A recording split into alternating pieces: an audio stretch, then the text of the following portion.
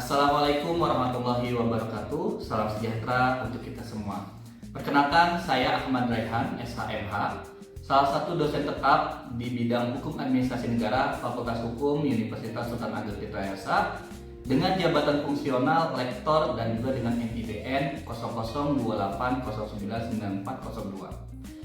Video ini ditujukan sebagai salah satu syarat untuk mengikuti sertifikasi dosen reguler sesi ke-1 tahun 2025 sebagai penyusunan dokumen pernyataan diri dosen dalam unjuk kerja Tridharma Perguruan Tinggi. Dalam video ini, saya akan menjelaskan tentang mata kuliah yang saya ampu, yaitu mata kuliah Hukum Administrasi Negara, yang merupakan mata kuliah wajib pada semester 2 dengan bobot SKS 3 SKS. Mata kuliah ini membahas prinsip-prinsip dasar, ruang lingkup, dan perkembangan hukum administrasi negara sebagai bagian dari tata hukum yang ada di Indonesia, di mana dia mengatur hubungan antara negara dengan warga negara dalam konteks pelaksanaan fungsi administrasi pemerintahan. Fokus pembelajarannya pada mata kuliah Hukum Administrasi Negara ini yaitu mencakup kedudukan dan kewenangan lembaga administrasi negara, tindakan pemerintahan, perizinan, kemudian ada sanksi administratif serta upaya hukum terhadap tindakan administrasi yang melibatkan warga negara. Mahasiswa akan kita minta untuk mempelajari mengenai asas-asas umum pemerintahan yang baik, bentuk-bentuk tindakan administratif, hingga konsep diskresi dan pengawasan administrasi publik. Dalam perkuliahan ini juga dibahas berbagai studi kasus dan perbandingan hukum pada praktik administrasi negara di negara-negara lain untuk memperkaya pemahaman mahasiswa terhadap dinamika hukum administrasi negara dalam konteks negara hukum demokratis. Capaian pembelajaran mata kuliah pada mata kuliah Hukum Administrasi Negara atau CPNK pada mata kuliah ini adalah yang pertama, mahasiswa mampu untuk memahami sifat dan hubungan hukum administrasi negara dengan hukum-hukum lainnya. Yang kedua adalah mahasiswa mampu untuk memahami konsepsi negara hukum, demokrasi, dan juga hak asasi manusia.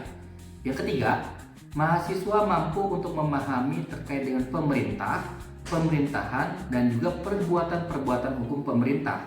Dan yang keempat, mahasiswa mampu untuk memahami penegakan hukum, pengawasan terhadap pemerintahan, dan juga penyelesaian sengketa administrasi negara. Materi pembelajaran yang akan saya ajarkan pada mata kuliah Hukum Administrasi Negara yaitu adalah pertama, berkaitan dengan istilahan, yang kedua, berkaitan dengan pengertian-pengertian hukum administrasi negara, yang ketiga, hubungan hukum administrasi negara dengan hukum lainnya, yang keempat, perkembangan dari hukum administrasi negara, yang kelima, pendukung berkembangnya hukum administrasi negara. Yang keenam, sifat dari hukum administrasi negara. Yang ketujuh, asas-asas dalam hukum administrasi negara. Yang kedelapan, sumber-sumber hukum administrasi negara. Yang kesembilan, negara hukum. Yang kesepuluh, demokrasi. Yang kesebelas adalah hak asasi manusia. Yang kedua belas, perbuatan pemerintah. Yang ke-13, pengawasan terhadap pemerintahan. Yang ke-14, kewenangan dari pemerintah. Yang ke-15, penegakan hukum administrasi negara. Dan yang ke-16 adalah berkaitan dengan penyelesaian sengketa administrasi negara. Metode pembelajaran yang saya terapkan pada mata kuliah Hukum Administrasi Negara itu mengikuti pendekatan dari DIA atau Delivery, Interaction, dan juga Assessment. Pertama, untuk delivery, penyampaian materi akan dilaksanakan secara langsung atau tatap muka dan juga bisa melalui Learning Management System yang sudah disediakan oleh Untirta, yaitu Sepada Untirta. Yang kedua, untuk interaction, mahasiswa nantinya akan dilibatkan secara aktif dalam diskusi kelas, tanya jawab kelas, kemudian juga studi kasus, serta membahas mengenai beberapa ketetapan tata usaha negara. Yang ketiga, ada assessment, yaitu evaluasi. Nanti evaluasi akan dilakukan mengenai atau melalui tugas analisis, presentasi kelompok, kuis mingguan, serta ujian tengah semester dan ujian akhir semester. Komponen penilaian dalam mata kuliah Hukum Administrasi Negara ini nanti akan terbagi jadi beberapa komponen. Yang pertama ada kehadiran dan partisipasi, yaitu 10%. Yang kedua ada tugas individu, tugas kelompok, dan juga proyek dari rekan-rekan mahasiswa, yaitu 40%. Yang ketiga ada ujian tengah semester, 25%, dan yang terakhir ujian akhir semester, 25%. Sehingga nantinya komponen penilaiannya akan lengkap 100%. Referensi yang saya gunakan pada mata kuliah Hukum Administrasi Negara adalah buku-buku dari Hukum Administrasi Negara, kemudian juga jurnal-jurnal terkini dari 5 tahun ke belakang, dan juga beberapa penelitian-penelitian yang sempat saya buat dan kemudian dijadikan bahan ajar dalam mata kuliah Hukum Administrasi Negara. Kemudian untuk proses pengajarannya akan dapat bisa kita saksikan pada video berikut ini. Baik, bismillahirrahmanirrahim. Assalamualaikum warahmatullahi wabarakatuh. Waalaikumsalam warahmatullahi wabarakatuh. Baik, selamat siang rekan-rekan semua. Bertemu lagi dengan saya dalam mata kuliah Hukum Administrasi Negara. Bagaimana kabarnya? Baik, pada kesempatan kali ini kita akan membahas mengenai kewenangan, ya, atau dari kewenangan pemerintah. Nah, ini adalah salah satu materi yang ada di dalam Hukum Administrasi Negara. Nah, sebelum kita masuk ke dalam materi ini, saya akan menanyakan terlebih dahulu berkaitan dengan materi yang sebelumnya, yaitu berkaitan dengan pembagian kekuasaan, di mana kekuasaan dibagi menjadi 3, yaitu ada kekuasaan legislatif, eksekutif, dan juga yudikatif, atau kita sebut dengan teori trias politika. Nah, mari kita sama-sama membahas terlebih dahulu mengenai 3 pembagian kekuasaan ini. Sekarang saya akan tunjuk satu orang untuk menjawab mengenai pengertian dari salah satu pembagian kekuasaan tersebut. Yang pertama, apa itu legislatif? Baik, silakan yang depan. Untuk legislatif itu, sebagai pengetahuan saya adalah suatu pemerintahan yang memiliki kewajiban untuk membuat peraturan perundang-undangan ataupun merancang itu. Oke, benar sekali ya. Jadi legislatif itu adalah kewenangan pemerintah untuk membuat sebuah peraturan perundang-undangan. Oke, pertanyaan kedua, apa itu eksekutif? Coba, masnya? Ya, baik, menurut saya lembaga eksekutif adalah salah satu jabatan atau fungsi dalam hukum tata negara yang mana tugas atau kewenangannya yaitu menjalankan undang-undang. Oke, betul sekali. Jadi lembaga eksekutif itu adalah lembaga atau kewenangan yang berkaitan dengan menjalankan peraturan perundang-undangan yang sudah dibuat oleh legislatif. Baik, saya rasa untuk materi yang sebelumnya sudah rekan-rekan semua baca.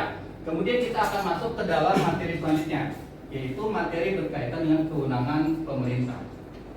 Bisa dilihat di slide ini. Berkaitan dengan kewenangan pemerintah, ini ada permasalahan.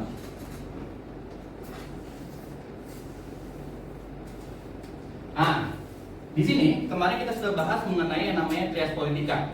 Kemudian kita akan melihat bagaimana pengaruh trias politika itu di dalam pembagian kewenangan atau kekuasaan di negara Republik Indonesia. Bisa dilihat di sini bahwasanya Indonesia ini adalah sebagai bentuk dari negara demokrasi, tentunya akan ikut menerapkan teori trias politika, ya, di mana di situ ada check and balances, saling mengecek, terus saling menyeimbangkan antara kekuasaan-kekuasaan yang ada di Indonesia. Di sini dibagi menjadi 2 periode. Yang pertama adalah periode sebelum amandemen dari Undang-Undang Dasar 1945. Yang kedua adalah setelah amandemen dari Undang-Undang Dasar 1945. Di mana kalau misalnya kita lihat secara bagan, malah akan kita lihat di sini organ kekuasaan di Indonesia sebelum amandemen Undang-Undang Dasar 1945 itu dibagi menjadi 5, atau kita sebut dengan panca politika. Ya, kalau trias itu artinya 3, kalau panca ini seperti Pancasila, yaitu ada 5. Nah, di sini bukan hanya dibagi menjadi legislatif, eksekutif, dan yudikatif, tetapi juga ada tambahan 2 panca politika yang lainnya atau 2 politika yang lain, yaitu ada konsultatif dan auditif.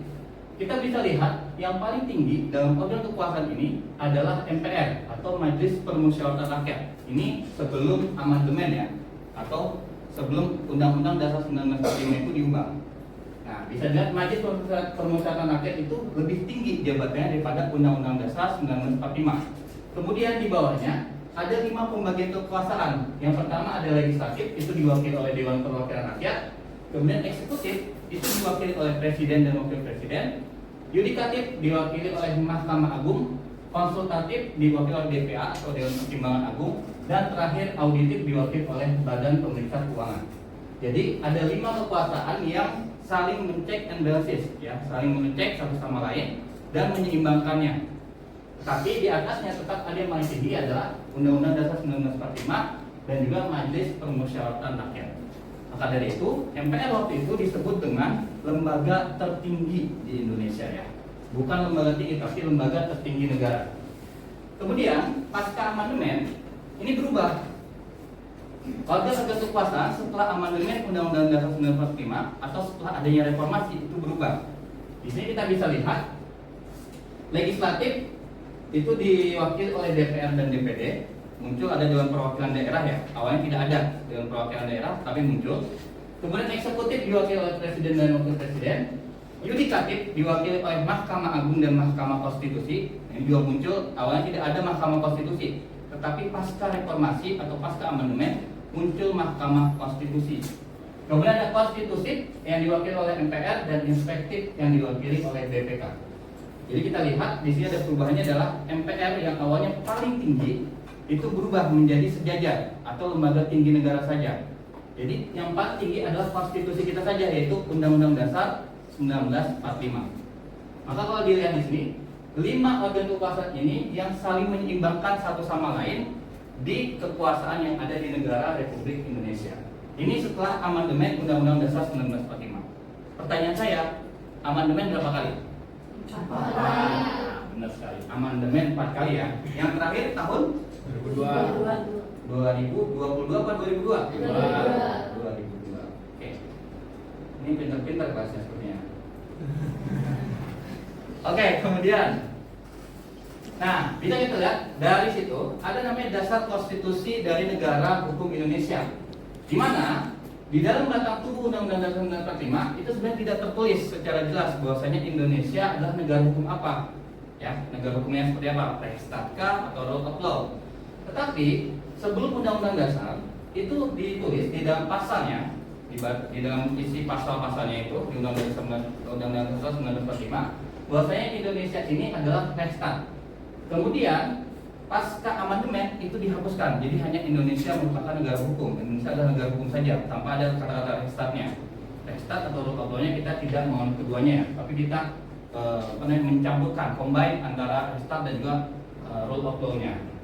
Kemudian secara prinsip Indonesia juga menganut namanya welfare state atau negara kesejahteraan. Ini bisa kita lihat di dalam alinea keempat Undang-Undang Dasar 1945 tentang tujuan negara Republik Indonesia, ya. Itu kan tujuan negaranya secara kumulasinya itu adalah menyejahterakan bangsanya, menyejahterakan rakyat Indonesia. Dengan demikian, Indonesia ini memiliki namanya Pres Emerson untuk menjalankan kesejahteraan bagi rakyat, dan juga memang Indonesia ini tujuannya adalah menyejahterakan rakyatnya. Nah, ini menarik, ya, karena di dalam kewenangan pemerintah itu kita pasti akan berbicara mengenai namanya Pres Emerson ini. Ya, ini mungkin rekan-rekan sudah mempelajarinya juga di beberapa mata kuliah yang lain berkaitan dengan pengantar hukum Indonesia ataupun pengantar ilmu hukum. Ini kita bahas lagi di sini. Kita bisa lihat dari tabel di atas ini, diagram di atas ini, bahwasanya memang ketika negara Indonesia itu menjadi negara kesejahteraan, maka dia berubah atau mendapatkan kewenangan yang berupa kewenangan untuk membuat peraturan-peraturan di bawah peraturan perundang-undangan, atau kita sebut dengan Pres Emerson, ya. Nah, di sini Pres Emerson itu adalah kewenangan pemerintah atau dalam hal eksekutif untuk membuat keputusan atau KTUN, ya, keputusan tata usaha negara, atau membuat peraturan yang di bawah undang-undang dalam rangka untuk pelaksanaan teknis di pemerintahannya.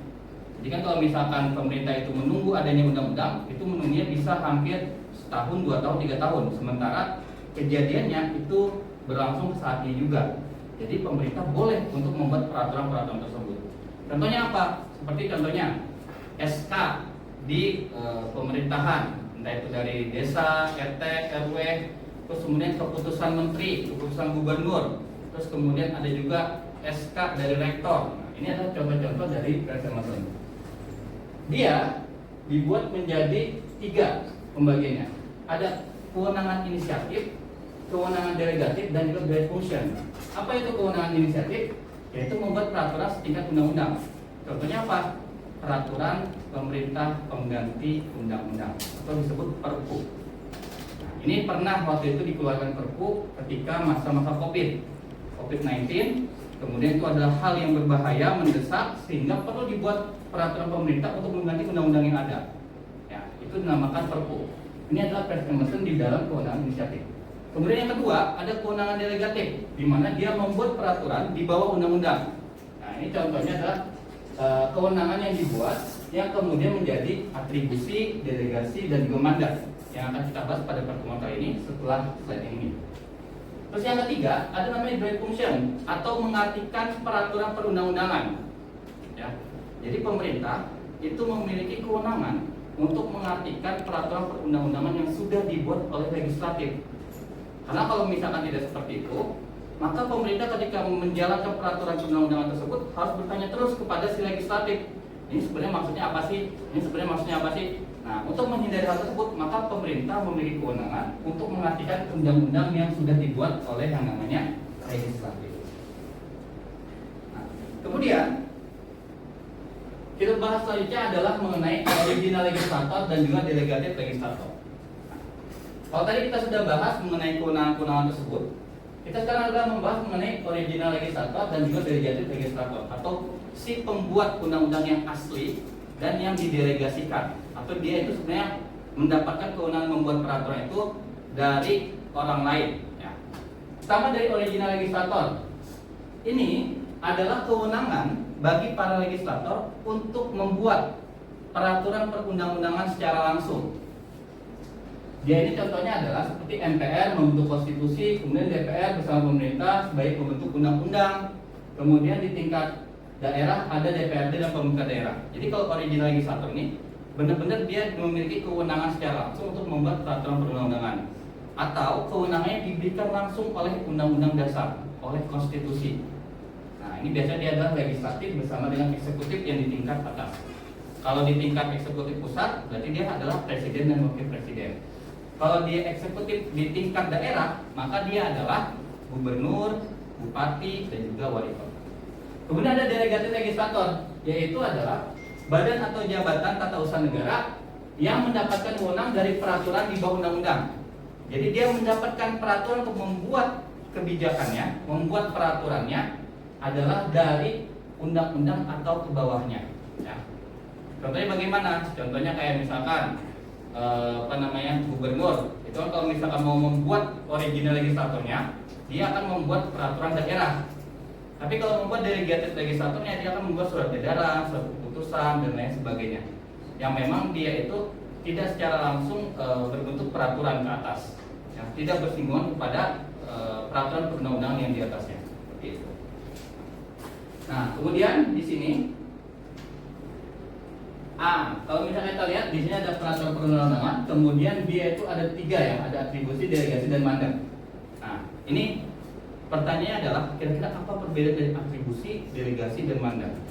Kalau atribusi, dia adalah pemberian kewenangan dari si pembuat undang-undang kepada organ pemerintahan. Jadi kalau atribusi itu biasanya kewenangannya sudah dicatatkan di dalam undang-undang ataupun peraturan perundang-undangan yang berlaku. Kalau misalkan delegasi, berarti dia adalah kewenangannya diberikan dari organ yang satu ke organ yang lainnya. Tetapi kewenangan tersebut nanti menjadi hak milik atau kewajibannya, tanggung jawabnya adalah organ yang diberikan kewenangannya. Kemudian yang terakhir ada mandat. Kalau mandat berarti dia pemberian kewenangan dari satu organ ke organ lainnya. Tetapi organ tersebut menjalankannya atas nama si pemberi mandatnya. Nah, ini kalau bisa dilihat delegasi sama mandat itu agak sama ya. Kalau delegasi itu dia memang ketika sudah diberikan delegasi, ya udah, kalau dia ada kesalahan apapun, itu nantinya akan menjadi kesalahan si penerima delegasinya. Kalau mandat, dia itu ada kesalahan, maka yang akan menerima adalah orang yang memberikan mandat. Kalau mandat ini biasanya adalah dari ketua kepada anggotanya. Jadi kan kalau misalnya anggota mewakili atas namanya, maka ketika ada salah dari anggota, dia yang bersalah adalah tetap orang yang memberikan mandat. Tapi kalau delegasi, dia itu adalah langsung pemberian. Misalkan nih dari menteri koordinator kepada menteri-menteri yang lainnya berkaitan dengan tambang di Raja 4. Nah, itu ketika diberikan, maka dia sudah menjadi tanggung jawab dari menteri yang diberikan delegasi tersebut. Nah, kemudian ada beberapa syarat dalam pelimpahan wewenang di delegasi. Yang pertama, delegasi itu harus definitif dan pemberi delegasi tidak dapat lagi menggunakan wewenang yang telah dilimpahkannya. Jadi kalau sudah diberikan, maka tidak bisa untuk digunakan lagi oleh si delegan itu. Kedua, delegasi itu harus berdasarkan ketentuan peraturan perundang-undangan. Jadi harus sesuai dengan peraturan yang ada, tidak boleh berlawanan atau bertentangan dengan ketentuan yang ada. Yang ketiga, delegasi tidak kepada bawahan. Artinya delegasi tidak diperkenalkan dalam hubungan kepegawaian. Makanya kalau mandat itu kan diberikan kepada bawahannya, tapi delegasi itu biasanya setara antar hubungan organnya. Kemudian yang keempat, kewajiban memberikan keterangan. Artinya delegasi itu tidak meminta penjelasan tentang pelaksanaan wewenang tersebut. Dan yang terakhir, peraturan kebijakan, artinya delegasi tidak memberikan instruksi penggunaan wewenang tersebut. Sampai sini mungkin ada yang bertanya. Silakan, saya buka satu saja penanya. Yang mau bertanya silakan. Ya, silakan bertanya. Oke, silakan. Terima kasih Bapak. Saya mau bertanya. Tadi kan Bapak sudah menjelaskan organ kekuasaan sebelum amandemen dan setelah amandemen. Nah, sebelum amandemen itu kan lembaga MPR itu lembaga tertinggi ya. Nah, tetapi setelah amandemen MPR bukan lagi lembaga tertinggi. Nah, mengapa ada keluhan seperti itu? Oke, baik. Pertanyaan menarik ya. Kalau misalnya kita kembali kepada PPT ya, tadi kan ada perubahan ya antara lembaga kekuasaan dari sebelum amandemen dengan setelah amandemen, di mana MPR kalau sebelum amandemen di paling atas, tetapi sesudah amandemen ini roda kekuasaannya dia itu masuknya ke dalam lembaga tinggi saja. Nah, ini kalau misalkan kita perhatikan, amandemen itu terjadi pasca namanya reformasi. Ya, ada keinginan dari para masyarakat untuk merubah susunan ataupun struktur kekuasaan waktu itu, karena waktu itu banyak sekali yang namanya KKN ya, korupsi, kolusi dan nepotisme di zamannya Pak Presiden sebelumnya. Itu kemudian mereka melihat kalau misalkan MPR ini dia berdiri di atasnya Undang-Undang Dasar 1945, ini terlalu tinggi kekuasaannya sehingga dia bisa melakukan apapun nantinya. Nah, ini yang menjadi kekhawatiran, takutnya nanti kalau misalkan MPR itu berada di paling atas, dia tiba-tiba merubah lagi undang-undang dasar yang sudah ada, yang sudah diamandemen tersebut. Sehingga akhirnya mereka berpikir bahwasanya dari awalnya MPR itu ada di sini, di paling atas, dasar undang-undang dasar 1945, mereka berpikir bahwasanya harusnya yang menjadi dasar konstitusi kita itu hanya undang-undang dasar 1945 saja. Jadi dia benar-benar yang paling atas. Jadi ketika ada kegiatan apapun, ada permasalahan apapun, itu akan kembali lagi ke UUD 1945. Jadi itu yang menjadikan kenapa yang namanya organ kekuasaan pasca amandemen itu dia hanya ada satu saja, yaitu hanya ada Undang-Undang Dasar 1945. Itu ya, semoga menjawab. Oke. Begitu saya lanjutkan sedikit. Nah, di sini terakhir, materi terakhir pada pertemuan kali ini adalah mengenai sifat wewenang dari pemerintah. Jadi kita bisa lihat, kalau misalnya kewenangan yang sudah diberikan dari pemerintah itu memiliki beberapa sifat. Yang pertama, kewenangan itu terikat ya. Jadi artinya apa? Orang yang diberikan kewenangan itu, maka dia memiliki ikatan untuk menjalankan kewenangan tersebut dan tidak boleh melebihi dari kewenangan yang sudah diberikan. Yang kedua, fakultatif ya. Kalau fakultatif berarti dia diberikan kewenangan itu secara langsung pada orang tersebut ya. Yang ketiga ada bebas. Nah, bebas ini ada dua, kebebasan kebiasaan dan juga kebebasan penilaian. Atau artinya ketika seseorang ataupun organ itu diberikan kewenangan, maka dia diberikan kebebasan untuk menjalankan kewenangan yang sudah diberikan. Gitu. Dan ini juga merupakan penutup dari perkuliahan kita pada siang hari ini. Kemudian sebelum nanti saya tutup, Saya harap untuk rekan-rekan semua nanti silakan belajar kembali di rumah masing-masing atau di kosannya masing-masing. Kemudian saya akan memberikan tugas, yaitu silahkan kalian nanti membaca bab 6 dari buku hukum administrasi negara, yaitu lanjutan dari kewenangan pemerintah. Nanti di pertemuan selanjutnya kita akan diskusikan mengenai hal-hal tersebut, dan mudah-mudahan di pertemuan selanjutnya kita bisa melaksanakannya kembali secara offline. Oke, seperti itu saja untuk pertemuan hari ini. Kurang lebihnya mohon maaf. Wabillahi taufiq wal hidayah. Wassalamualaikum warahmatullahi wabarakatuh. Waalaikumsalam warahmatullahi wabarakatuh.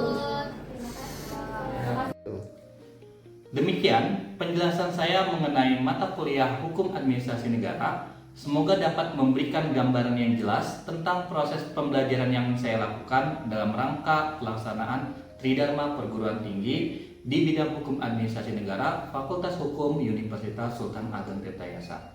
Atas perhatiannya, saya ucapkan terima kasih. Wassalamualaikum warahmatullahi wabarakatuh.